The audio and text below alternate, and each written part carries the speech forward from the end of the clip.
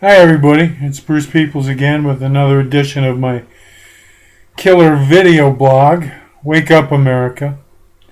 In tonight's episode, I want to talk about the right wing's not so secret agenda. The right wing's agenda used to be secret, but as recent events have revealed, I think we can have a pretty clear idea nowadays of what their real agenda is. Now in one of my other blogs, I talked about how the right wing's been able to be elected and get elected by constantly talking about small government and lower taxes. And that this has been a winning formula for them. And that basically they've dominated politics for the last 30 years in this country just by simply reiterating those lines over and over again because they're so hypnotic to the voters. Small government, lower taxes. But we're starting to see what the real agenda of the right wing is. And it's pretty ugly. There used to be a thing called truth in advertising. In fact, I think they passed some laws back in the 60s that demanded that if you advertise that you have to be dealing with the facts and the truth. The truth is that when you're voting for the right wing, for Republicans, for Tea Parties, they're all the same thing nowadays. Yeah, you're voting for this idea of small government and lower taxes, but you're also voting for a bunch of other things that you're not aware you're voting for. A secret agenda of things that most of you are against. In poll after poll after poll, it shows that Americans basically disagree with the secret agenda of the right wing, and yet they still vote for them because of those magic words, small government, lower taxes. Basically, the right wing, one thing they want to do is they want to break the promise that this country made to itself back in the 30s about Social Security. They want to break the promise the country made to itself in the 60s about Medicare. See, what we did back then is we made a promise to ourselves and to future generations. The idea is really simple.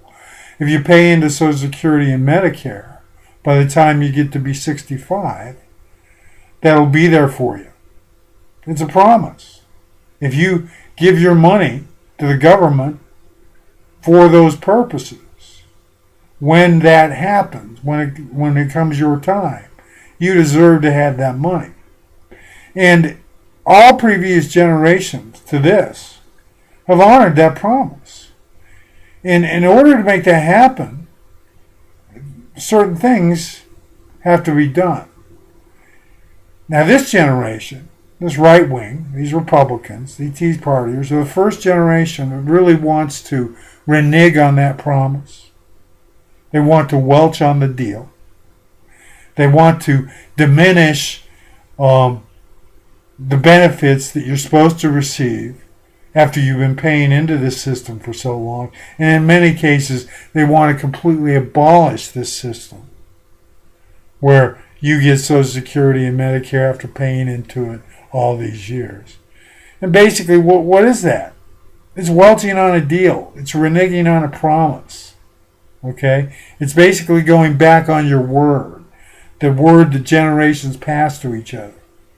How they're doing this is they're refusing to tax the richest Americans and fund these programs, especially now that baby boomers are becoming the prime recipients of Social Security and Medicare.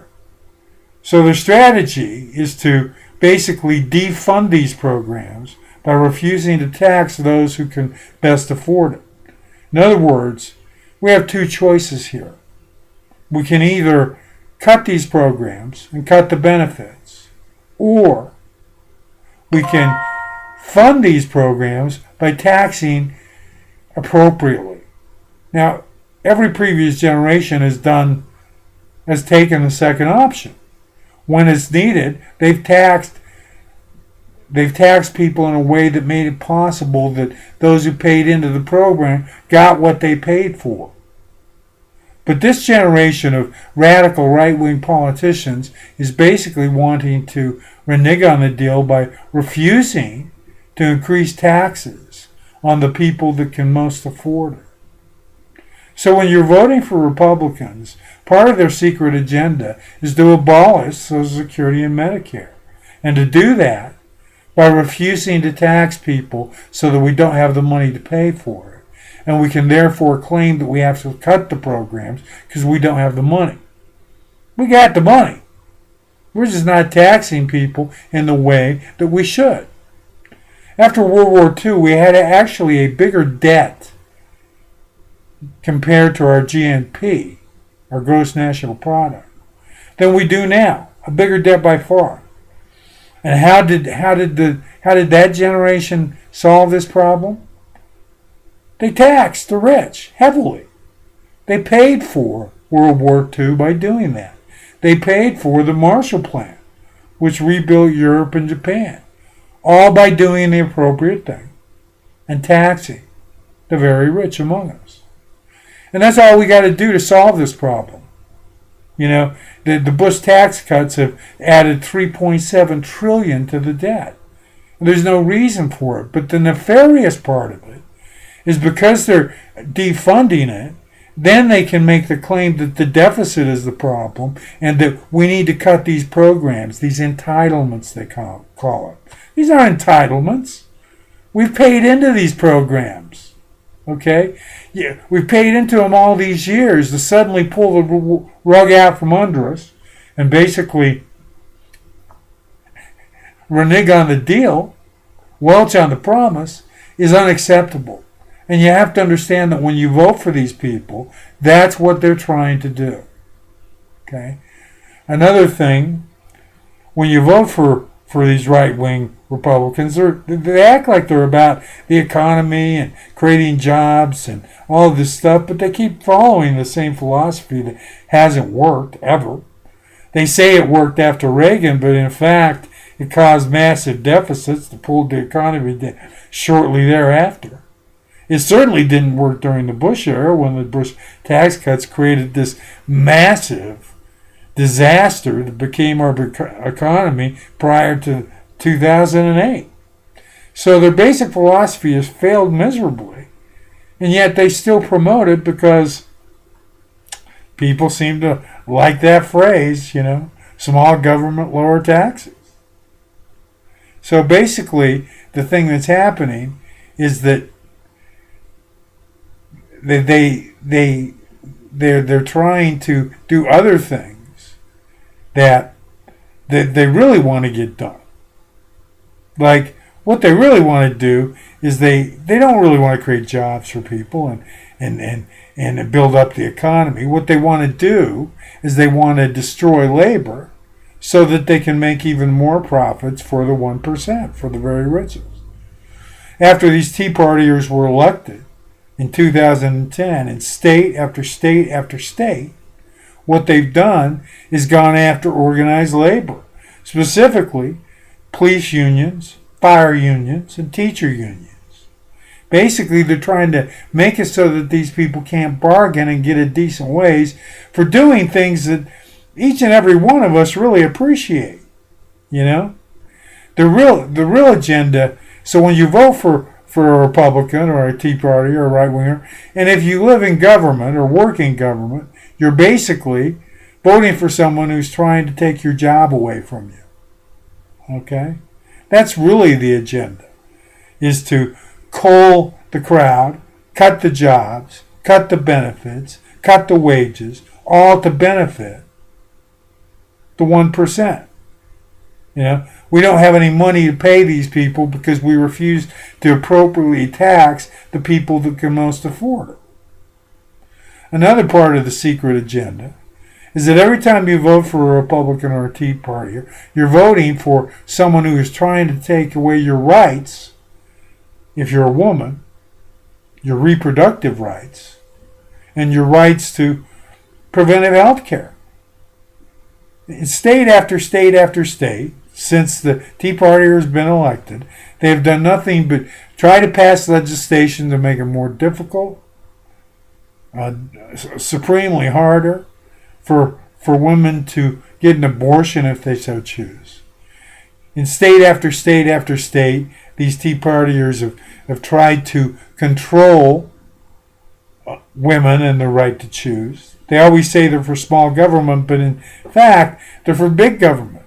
Big government that forces women to have intrusive exams, okay, because the big government doesn't think you should make the decision that you're making, okay? So the secret agenda is that they really believe in big government. The big government should control your right to contraceptives. The big government should control your right to an abortion. The big government should control our private lives. That we certainly shouldn't be able to love who we want to love and be with who we want to be with. It's always struck me so funny that all these folks say they're not for big government, but they want to decide who should marry who and who has the right to marry who. Really, what business is it of the government's who I marry or who I'm with? Why have we allowed the government all these years to decide that some people should be able to get married and get marriage license and some shouldn't because we just don't agree with who they've picked as a partner?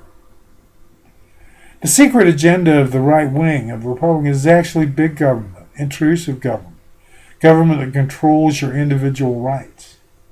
So the truth in advertising is that's what these people are really about.